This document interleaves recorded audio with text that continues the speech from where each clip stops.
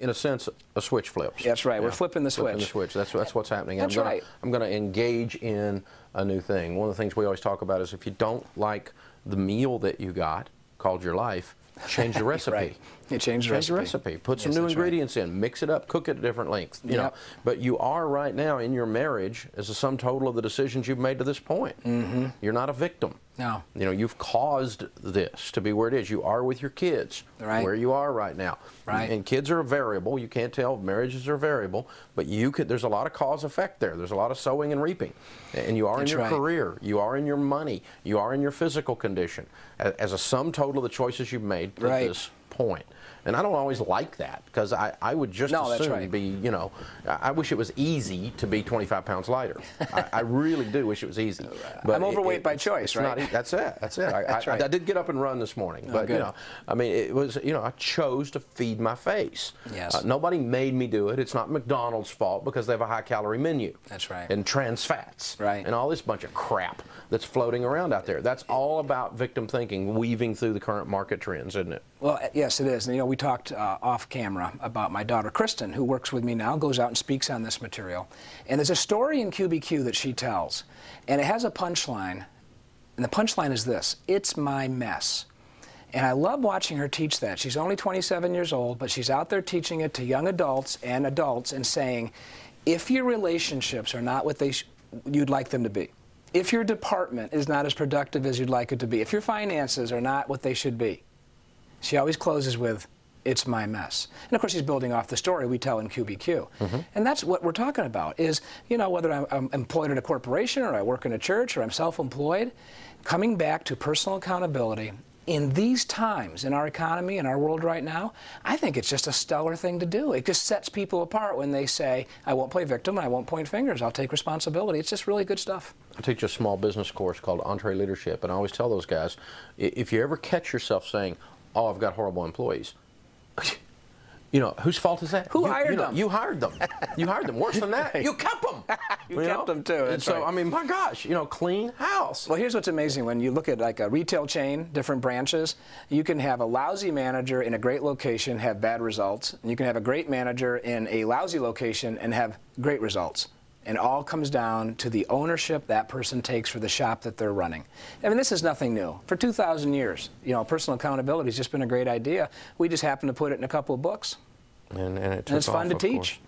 So if people only get one idea from this interview and from these books to take away, what's the big one idea? Well, most of us are running around trying to fix other people. You've got managers thinking they can motivate their people. You've got employees complaining about their manager. You've got spouses, you know, pointing fingers at each other. You've got dads saying, you know, why does my son want to be a musician? I want him to be a physician. And we've got this desire to fix others. And I think the #1 result when I teach corporately or people read the book is people walk away saying, you know, I've been trying to fix this person, I'm done, I'm going to let it go, and today I'm going to ask, how can I improve myself? If I'm a manager, how can I be a better coach? You know, if I'm a father, how can I be a better dad? These are just great questions. So the #1 takeaway is people tend to say, I'm done trying to change others, I'll work on me. That's huge. Good stuff. It's weird, though. As soon as you say that, when you're reading this, it happened to me. As soon as you say that, okay, I'm going to work on me, but I sure know somebody needs to read this book. All the time, yeah. And that's why about 1/3 of the way through the book we say, who are you really thinking about right now? And people have emailed me and said, oh, I was thinking of somebody who needed this book. Yeah, well, I made all my team members read it, so I don't know what that means, but it's, yeah, I'm going to fix everybody. That's okay. Spread the word. No, we wanted to weave that in as a core value in our organization, that it is your job. Yes, it's your job. Whatever it is, that's right. It's your job. Right. I don't care what it is. I mean, I don't care if it fits your job description. I don't care what's going on. It's your job. The customer's your job. Right. Serving people is your job. Right. If you happen to be in the graphic arts department, a chair needs moving, move the chair. Yes, that's right. You know, it's not hard. Yeah, that's right. You don't have to call somebody in maintenance to do that. And you used the key word organization, and that's what the next book's about. We've titled it Outstanding, one word, Outstanding. And the subtitle, 47 Ways to Make Your Organization Exceptional. 47. 47 ways, and you're going to read every chapter, Dave. Not 48. Not 48, exactly 47. And we're going to send you a book, and you can read every chapter. And all this is about people throughout an organization make decisions that make an organization lousy or make an organization exceptional. Outstanding, we call them. And I've been in this business since 1986, and as I was telling you earlier, I've seen some companies that do it right, and some companies and organizations and churches and nonprofits and government groups that do it wrong.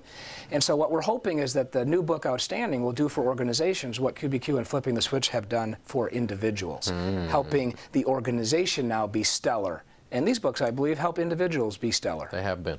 They sure have been. Yes. John, it's good to have you again. Thank you, Dave. Thanks for being here. I've enjoyed it. Folks, the book is QBQ.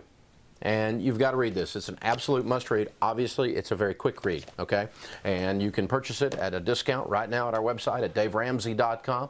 Also, be sure and check out John's website at qbq.com. He is a nationally known speaker. He speaks in companies and corporations all across America. You can arrange for him or his daughter at qbq.com. You can arrange for mass discounts on these books if you want from him as well. So, lots more calls and emails coming right up. Don't go away. You're watching The Dave Ramsey Show on the Fox Business Network.